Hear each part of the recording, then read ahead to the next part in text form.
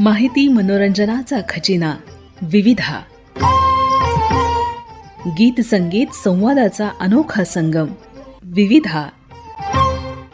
तुमच्या सोनेरी क्षणांचा सोबती कार्यक्रम विविधा.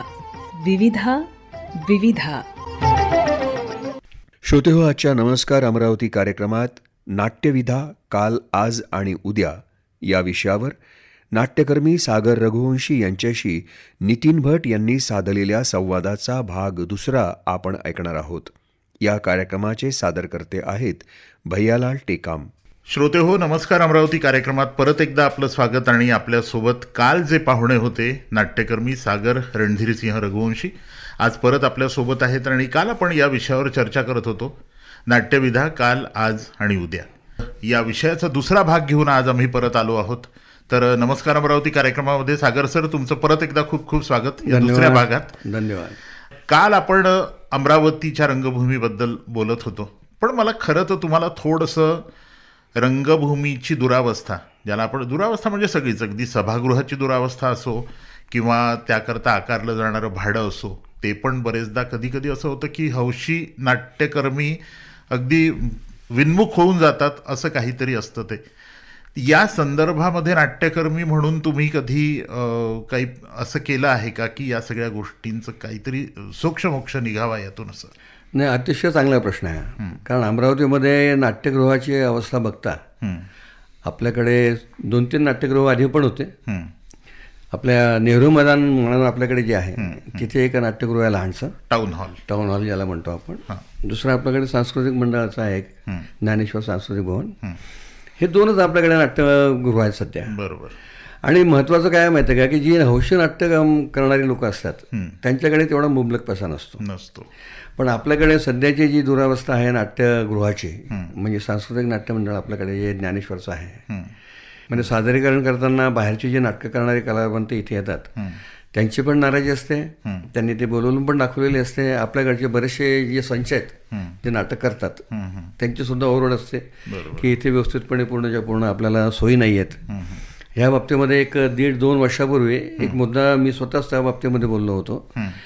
याची कुठेतरी दुरुस्ती व्हायला पाहिजे. याचं जे भाडं आहे ते त्या पद्धतीमध्ये हौशी लोकांना कमी करायला पाहिजे. आणि इथल्या लोकांना कमीत कमी असं कुठेतरी अभिमान वाटायला पाहिजे की अमरावतीमध्ये अतिशय सुंदर नाट्यगृह आहे. त्याचा पडदा व्यवस्थित चालत नाही, स्टेजवरती फार अडचणी आहेत, नेपथ्याचं सामान नाही आहे, लायटिंग करण्याकरता खूप अडचण जाते. तर असं एक अद्ययावत नाट्यगृह अमरावतीमध्ये सुरुवातीच्या काळामध्ये होतं जेव्हा ते बांधलं गेलं. पण त्याच्यानंतर हळूहळू दुरावस्था झाली. बरोबर. पण ह्या सगळ्या बाबतीमध्ये ओहापोह झाल्यावरती अखिल भारतीय नाट्य परिषदेची अमरावतीची शाखा आहे, त्याचे अध्यक्ष सध्या चंद्रकांत डोरले म्हणून आहेत. बरोबर. आणि आपले इथले प्रख्यात विधितज्ञ ॲडव्होकेट प्रशांत देशपांडे हे सध्या अखिल भारतीय नाट्य परिषदेच्या स्टेट लेवल कार्यकारिणीमध्ये आहेत. आमच्या सर्वांनी एका अमरावतीच्या ग्रुपमध्ये प्रत्येक रसिकाला इथल्या आणि बाकीची जी काही मंडळी आहेत ज्यांना नाट्या बाबतीमध्ये आस्था आहे अशा सर्वांना बोलवून त्या बाबतीमध्ये आम्ही चर्चा केली. त्याच्यावरती सर्वांचं असं म्हणणं पडलं की ह्या बाबतीमध्ये आपण कुठतरी ज्याला आश्रय म्हणतो आपण, असा राजकीय आश्रय असेल किंवा अजून कुठला असेल, या बाबतीमध्ये आपण करायला पाहिजे. आणि त्या माध्यमातून अखिल भारतीय नाट्य परिषदेच्या माध्यमातून आणि इथल्या लोकांच्या माध्यमातून आपण इथल्या अधिकाऱ्यांना, इथल्या प्रशासनाच्या कानावर आम्ही टाकलं. बावनकुळे सरांकडे सुद्धा हा प्रस्ताव गेला होता. आणि आता सध्या महानगरपालिकेमध्ये ॲडव्होकेट प्रशांत देशपांडे हे सध्या स्वीकृत सदस्य म्हणूनही आले निवडून आणि अतिशय धडाडीचं काम करतात. त्यांच्या नाटकाबद्दलची आस्था खूप मोठी आहे. त्यांनी आणि चंद्रकांत डोरले आणि आम्ही बाकी मंडळी या सर्वांनी मिळून त्यांच्या माध्यमातून महापौरांकडे महानगरपालिकेमध्ये हा प्रस्ताव टाकलेला आहे की ह्या बाबतीमध्ये कुठेतरी चांगली दुरुस्ती व्हावी आणि भाड्याच्या बाबतीमध्ये सुद्धा कुठेतरी हौशी मंडळाचं थोडं लक्ष द्यावं. त्या बाबतीमध्ये त्यांनी टाकलेल्या प्रस्तावाला अतिशय चांगला प्रतिसाद दिलेला आहे प्रशासनाने. इथल्या आमदार खासदारांनी सुद्धा त्या बाबतीमध्ये उत्सुकता दाखवलेली आहे. त्याच्यामुळे असं वाटतं आता की ह्या बाबतीमध्ये कुठेतरी दुरुस्ती होईल आणि सकारात्मक पावलं उचललेली आहेत आणि हौशी नाट्य मंडळ करणाऱ्या माणसांना सुद्धा या बाबतीमध्ये कुठेतरी फायदा होईल. सागर सर, नाटकाचं परीक्षण म्हणजे फार मेहनतीने आपण नाटक बसवतो आणि मग परीक्षण करणारी व्यक्ती येते आणि काहीतरी दोष असा काढते की खरं तर मग त्या नाट्यकर्मींनी परत नाटकाकडे वळूच नये, त्यांनी परत नाटकच करू नये.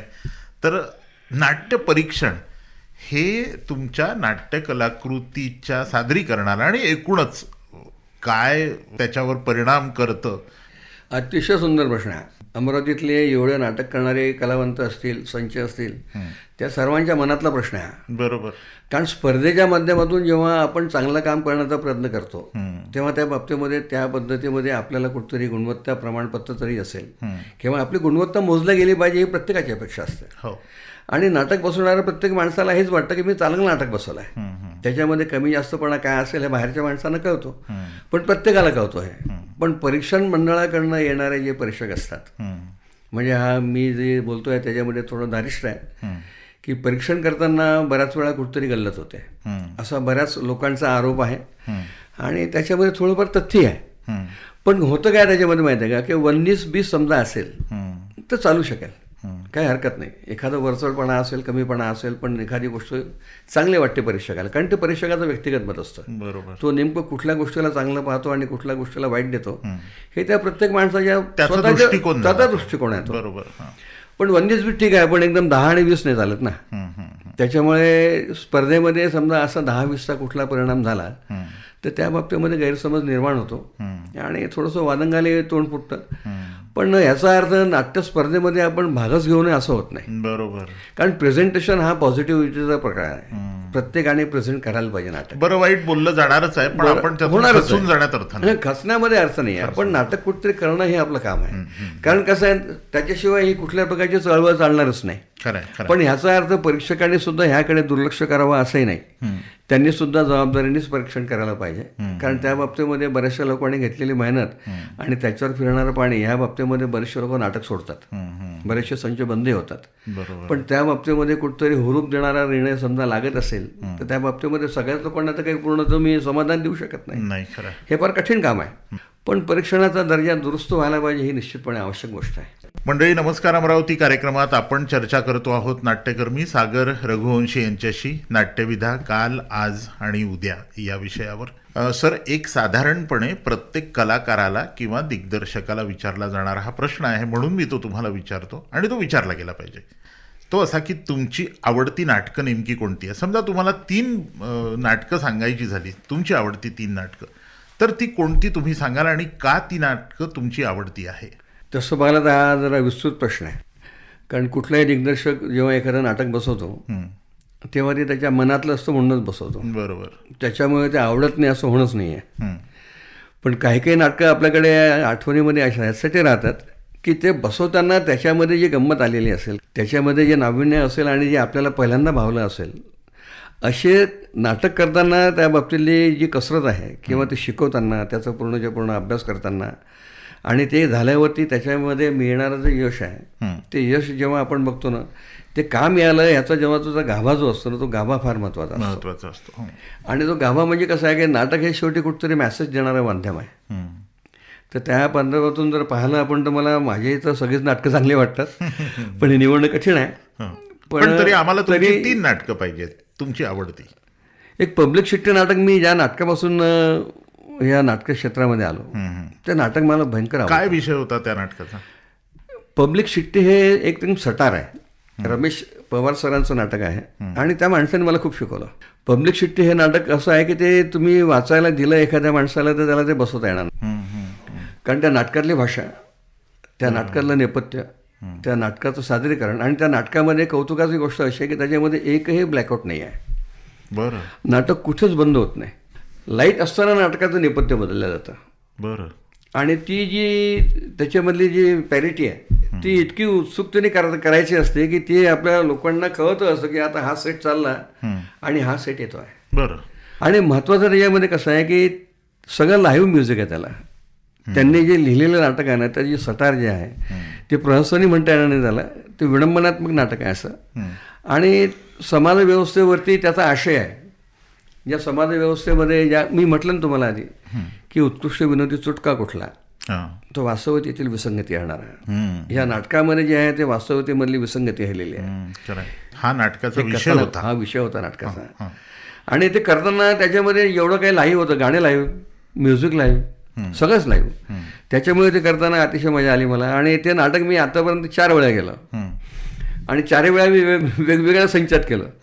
पहिल्यांदा मी ते नाटक केलं तेव्हा त्याच्यामध्ये मी नेपथ्यकार होतो. दुसऱ्यांदा जेव्हा नाटक केलं तेव्हा ते दिग्दर्शक म्हणून केलं आणि त्या नाटकामध्ये माझ्या मुलीने पण काम केलं.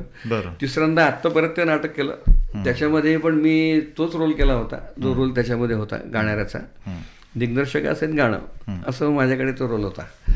त्याच्यामुळे त्या नाटकामध्ये खूप मजा आली मला. दुसरं आणि तिसरं नाटक त्याच्याला असं दुसरं माझं नाटक होतं दंबद्वीपचा मुकाबला. आमच्या MSCBच्या टीमने बसवलेलं नाटक. अतिशय सुंदर कलावंत माझ्या आयुष्यामध्ये मला मिळालेत, ज्या लोकांनी जीवाचं रान करून त्या नाटकाचं किंवा माझ्यासोबत असलेल्या प्रत्येक नाटकाचं सोनं केलं. बरोबर. कारण लोकांच्या शिवाय होतच नाही ते. कारण MSCBची आमची टीम त्या पद्धतीमध्ये फारच एकदम कॉन्क्रीट आहे. विजय तेंडुलकरांचं नाटक आहे ते दंबद्वीपचा मुकाबला. विषय पण क्लिष्ट होता तो आणि 3 अंकी नाटक. आणि इतकं त्याच्यामध्ये लिहिलेलं होतं की ते बोलताना आम्हाला पत्रांची नावं आठवायची नाही, इतके क्लिष्ट नावं होते. म्हणजे प्रणनारायण, त्याच्यानं कर्कशीर्ष, अरण्यकेतू, भगदंत असे त्याच्यामध्ये नाटकाची पत्रांची नावं. जिभेला सहज येणार नाही असा फेस यायचा बोलताना, इतकं त्याच्यामधलं लिखाण कठीण. आणि त्याचं नेपथ्य फारच क्रिटिकल होतं, म्हणजे ते वाचल्यावर कळत नव्हतं. ते नाटक ॲक्च्युली नकळत घेतलेलं नाटक आहे ते. मी लायब्ररीमध्ये जाऊन वाचण्याचा माझा छंद आहे, त्याच्यामुळे मी लायब्ररीमध्ये जाऊन चालत असताना मला ते अचानक दिसलं. ते दिसल्यावरती मला असं वाटलं की हे करूया आपण. पण ते ऑनलाईन जेव्हा करायला गेलं तेव्हा असं वाटलं फारच क्लिष्ट नाटक आहे, हे तर कळणंच कठीण आहे. त्याच्यामुळे पण नंतर घेतल्यावरती मग सोडता येत नाही ना, मला स्वभाव नाही तसा.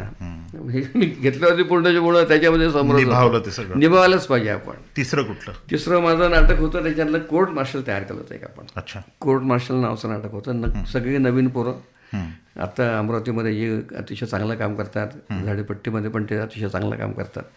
त्यावेळेस ती फार नवीन होती. त्या मुलांसोबत बसवलेलं पूर्ण नवीन नाटक होतं ते नाटक पूर्ण करताना पूर्ण मिलिटरीचाच अभ्यास करावा लागला, कारण ते मिलिटरी बेस्ड नाटक आहे. ते बसवताना सुद्धा त्याच्यामध्ये प्रत्येकाकडनं ती तालीम करून घेताना त्याला मिलिटरीसारखा दिसायला पाहिजे, चालायला पाहिजे, बोलायला पाहिजे, ही त्याच्यातली गंमत फार वेगळी होते. त्याच्यामुळे ते एक नाटक मला फार जवळचं वाटतं माझ्या. तुमचे 3 आवडते नाटककार कोण आहेत आणि एखादी अशी आठवण आहे का मग त्याबद्दल सांगण्यासारखी? नाटककार तर तसे भरपूर माझ्या आयुष्यामध्ये भरपूर लोक आले तसे, आणि मला खूप चांगले शिकून गेलेत त्या. पण 3 म्हणाल तुम्ही तर एक रमेश पवार सगळ्यात पहिले, पब्लिक शेट्टीचं जे म्हणालात ते. त्याच्यानंतर प्रल्हाद मयेकर म्हणून नाटककार होते आपल्याकडे, फार सुंदर. त्यांचे मी 3-4 नाटकं केलेत. त्यांच्याशी माझे फार व्यक्तिगत संबंध होते. काळोखाच्या सावल्या असेल, त्यांच्यासोबतचं आम्ही पांडगो इलोरी बैलो नाटक केलेलं आहे, अतिशय बेफाम नाटक. आणि तिसरे होते विजय तेंडुलकर. विजय तेंडुलकरांची नाटकं तर मी 2च केलीत, पण दोन्ही भयंकर क्लिष्ट होते. तर प्रसंग त्याच्यातला असा आहे, विजय तेंडुलकर सरांचा आणि प्रल्हाद मयेकरांचा मला सांगता येईल. पण तेंडुलकरांचा आवर्जून यासाठी सांगतो की मी जेव्हा दंबद्वीपचा मुकाबला हे नाटक बसवलं तेव्हा त्याची परमिशन घ्यायला मी मुंबईला गेलो होतो त्यांच्या घरी. पण मी गेलो तेव्हा ते कुठेतरी बाहेर जायच्या तयारीमध्येच होते. त्यांनी मला विचारलं कुठून आलं, म्हणलं मी अमरावतीवरून आलो सर. तर मग नाटकाची परमिशन पाहिजे आपल्या. तर म्हणजे कोणतं नाटक बसवत आहे? मी म्हटलं मी ते दंबद्वीपचा मुकाबला. असं दंबद्वीपचा मुकाबला कशाला घेतलं म्हणे, हो ते नाटक कोणी करत नाही म्हणे, तुम्ही कशाला घेतलं ते? तर नाटक कमर्शियल लोकांनी घेऊन ते सोडून दिलं आहे. मी म्हटलं सर मी तर बसवून टाकलं आता. तर म्हणे तुम्ही बसवलं नाटक पूर्ण? सांगा बरं माझी स्क्रिप्ट काय आहे, तर एखादं पात्र सांगा म्हणे मला समजून. मी त्यांना म्हटलं सर त्याच्यामधलं प्रणनारायण नावाचं एक पात्र आहे, त्याच्याबद्दल मी तुम्हाला माहिती देऊ शकतो. आणि त्यांना ते प्रणनारायण मी 15-20 मिनिटाच्या ऐवजी अर्धा पाऊंडच ऐकवलं. तेव्हा तिथे मोहन आगाशे पण बसले होते सर. त्यांनी ते सगळं ऐकल्यावरती ते म्हणाले की परमिशन तुम्हाला 2 मिनिटात देतो. आणि मला ही खात्री झाली म्हणे की हे जे नाटक मी जे लिहिलं आहे हे माझ्यापेक्षा जास्त तुम्हाला कळलं आहे, आणि मला याची मंदनी नको, पण फक्त मला याचा रिझल्ट कळवा. सुदैवाने ते नाटक महाराष्ट्रामध्ये पहिलं आलं. सगळी बक्षिसं त्या नाटकाला मिळाली. आणि मी जेव्हा ते पत्र लिहून सरांना कळवलं की सर हे नाटक मी केलं आणि याची सगळी पारितोषिकं आपल्याला मिळालेली आहेत, तेंडुलकर सरांचं जे पत्र मला आलं त्याच्यानंतर ते अजूनही माझ्याकडे पडलं आहे. ही फार मोठी गोष्ट आहे, पावती असते आपल्या कामाकरता मिळालेली. तिसरे कोण? तिसरे म्हणजे प्रल्हाद मयेकरांच्या सोबत तुम्ही भरपूर कामं केल्यात. त्यांच्या स्वतःच्या गावी जाऊन आम्ही त्या बाबतीमध्ये त्यांच्याकडनं समजून घेतलेले प्रयोग आहेत. पांडुगो इलोरे वाहिले मच्छिंद्र कांबळेंचं फार मोठं नाटक आहे. हो, फार गाजलेलं नाटक. आणि ते करण्याकरता आम्ही त्यांच्याकडे गेल्यावरती ते म्हणाले की मी तुम्हाला देतो परमिशन, पण मला आधी तुमच्याकडचे लोक दाखवा. आम्ही त्यांना बोलवलं, ते आले आमच्याकडे, त्यांनी पाहिलं, तालीम वगैरे, समाधान झालं. त्यांचं काळोखाच्या सावला नावाचं एक नाटक मी केलं. त्यांची परमिशन जेव्हा मी घ्यायला गेलो तेव्हा ते म्हणाले ह्याच्यातलं एकही वाक्य एडिट करायचं नाही, बरं, जसे आहेत तसे सगळं बोलायचं, ह्याच्यामध्ये कुठलाही फरक मी चालवूच येणार नाही, हे करत असाल तर परमिशन देतो. मी म्हटलं ह्याच्यात काय, आम्ही वाचून पाहतो एकदा. इतक्या भयंकर शिव्या होत्या त्याच्यात, बरं, आणि सगळ्या लेडीजच्या तोंडी. अच्छा. आणि ते घेताना आम्ही इथल्या लेडीजला जेव्हा बोलवायचो असं की बा आपल्याला नाटक करायचं आहे, लेडीज म्हणायचं याशिवाय आम्ही कसं देणार, आम्ही करू शकत नाही नाटक आहे. पण कालांतराने जेव्हा 2-4 दिवसानंतर मी ते नाटक पाहिलं आणि जेव्हा वाचलं तेव्हा त्यातला फ्लो आणि त्या नाटकातल्या असलेल्या शिवा किती गर्भितार्थ आहेत आणि त्याचा अर्थ किती प्रॉपर आहे त्या नाटकात, हे जेव्हा मी मयेकर सरांना सांगितलं. आणि त्या शिव्यांची गरज आहे, गरज आहे म्हणजे त्याच्याशिवाय नाटकच होऊ शकत नाही. आणि मयेकर सरांनी जेव्हा नाटक पाहिलं, ते आम्ही जेव्हा सादर केलं, त्यांनी येऊन शाबासकी दिली की मला तू पहिला माणूस मिळाला असा की ज्याने शिव्याने गाळल्या. बरं. अतिशय सुंदर काम, आणि त्यांच्यासोबत माझे अतिशय चांगले, आमच्या पूर्ण टीमचे चांगले संबंध. क्या बात आहे. श्रोते हो, नमस्कार. अमरावती कार्यक्रमामध्ये आपल्यासोबत आज आहेत नाट्यकर्मी सागर रघुवंशी, आणि आपण या मुलाखतीच्या समारोपाकडे आहोत. अगदी जाता जाता सर, मला 2 छोटेसे प्रश्न तुम्हाला विचारायचे आहेत आणि त्याचं उत्तर मला तुमच्याकडून हवं आहे. नाटक म्हटलं की साधारणपणे घरच्यांचा सपोर्ट ही सगळ्यात महत्त्वाची गोष्ट असते, कारण नाट्यविधा सांभाळणं म्हणजे लष्कराच्या भाकरी भाजणं असं ज्यांना फारशी त्याची आवड नसते त्यांना असं वाटतं, ज्यांना आवड नसते त्यांना म्हणतोय मी. तर तुमच्या घरून असा कसा सपोर्ट मिळाला मग तुम्हाला नाट्यक्षेत्रासाठी? नाही, हा प्रश्न तुम्ही विचारला नसता तर प्रॉब्लेम झाला असता. हा प्रत्येक नाटककाराला विचारणारा जायला पाहिजे. कारण कसं आहे माहिती आहे का, की तुम्ही ज्या गोष्टीवरती ढिंगा मारता, ज्या गोष्टीवरती तुम्ही बाहेर जाऊन तुमच्या मनाचं करण्याचा प्रयत्न करता, तेव्हा तुम्ही कुठेतरी त्या बाबतीमध्ये कौटुंबिक स्वरूपामध्ये जगता ह्याचं सुद्धा भान ठेवायला पाहिजे. मी बरेचसे नाटककार असे पाहिले आहेत किंवा कलावंत असे पाहिलेले आहेत की ज्यांना सपोर्ट समजा नाही मिळाला तर ते कुठेतरी उद्ध्वस्त तरी झाले आहेत किंवा घर तरी बेकार झालं. खरं आहे. असे भरपूर उदाहरणं मी तुम्हाला दाखवू शकतो. पण MSCBमध्ये काम करताना आम्हाला एक रेग्युलर पगार मिळायचा म्हणून आम्ही ही कमीत कमी सगळी जी काही आमची कला असेल ती आम्ही जोपासू शकलो. पण तरीसुद्धा समरसता असल्याशिवाय तुम्हाला कुठली ॲक्टिव्हिटी करता येत नाही. ह्या बाबतीमध्ये माझी सौभाग्य होते आणि माझी मुलं आणि माझ्या सगळ्या जवळच्या माणसांनी ज्या पद्धतीने मला सपोर्ट केला, ज्याच्यामुळे ही वाटचाल मला व्यवस्थित करता आली. त्या लोकांच्या आधाराशिवाय मला करताच येत नाही. आणि कुठल्याच कलावंतांनी किंवा नाटककाराने हे म्हणूच नाही की मी घरच्यांच्या सहकार्याशिवाय नाटक करतो. त्यांचं जे काही काम आहे ते अतिशय चोखपणे करत असतात. आणि जे लोक नाटक करतात त्यांनी एक जबाबदारी घेणं फार महत्त्वाचं असतं की घरच्या लोकांचा वेळ ते घेत असतात तुम्ही नाटक करता तेव्हा. बरोबर. तेव्हा नाटकाच्या कम्प्लिशनमध्ये त्यांना तुम्ही हे नेहमी दाखवून द्या की तुमचा जरी वेळ आम्ही इकडे घेतला असेल तरी आम्ही त्याचं सोनं केलेलं आहे. खरं ते पाहण्याकरता तरी ते नाटक करण्याकरता येईल. ही जाणीव प्रत्येक कलावंताने ठेवायला पाहिजे. घरच्या लोकांची जी किंमत आहे त्याला मोल नाही आहे कुठे. त्यांच्याशिवाय कुठला माणूस घडू शकत नाही, त्यांच्याशिवाय कुठल्या पद्धतीमध्ये यशही मिळू शकत नाही. त्याच्यामुळे तुम्हाला मिळालेल्या यशाचं त्यांनाच असतं सगळं, त्यांना असतं. कारण त्यांनाच लोक विचारतात की हे कोण आहेत. बरोबर. त्याच्यामुळे त्यांच्या चेहऱ्यावर जे सुख असेल ते पाहण्यामध्ये धन्यता मानणं हे आमचं काम आहे. त्याच्यामुळे त्यांच्याशिवाय वाटचाल नाही होऊ शकत. सागर सर, अगदी जाता जाता आताची जी होतकरू नाट्यमंडळी आहे, म्हणजे नाटकात येऊ घातलेली किंवा आलेली आता तर अशा या होतकरू नाट्यमंडळींना तुम्ही काय संदेश जाता जाता द्याल? संदेश देण्यापेक्षा मी थोडं माझं मनोगतच सांगतो तुम्हाला. माझं एक म्हणणं आहे असं की मूल जन्माला येतो तेव्हा ते रडतं, पण कोणीतरी त्याला जवळ घेतं. त्याचे लेखी पण नसतं की मला कोणी जवळ घेतलेलं आहे, पण ते रडायचं थांबतं. ते म्हणजे त्याची कोणीतरी तेव्हा दखल घेतलेली असते, ही जाणीव त्याला जन्मजात असते.